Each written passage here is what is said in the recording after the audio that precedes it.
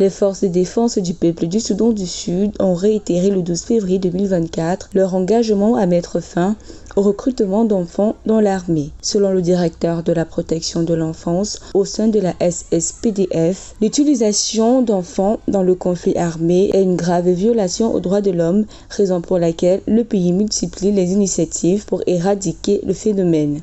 Dans cette guerre où les enfants paient le plus lourd tribut, essayer de reconnaître que toutes les parties engagées dans ce conflit doivent savoir raison garder, parce que utiliser des enfants comme des chairs à canon, utiliser des enfants comme des combattants, travailler même dans le sens propre du terme, est une aberration.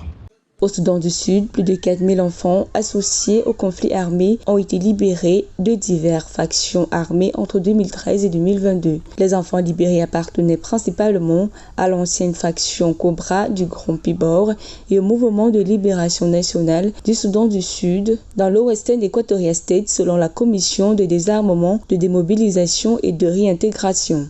Il faut permettre aux enfants d'avoir une éducation, d'avoir une croissance, d'avoir accès à des services de santé qui les permettent de construire un avenir afin de bâtir une nation forte.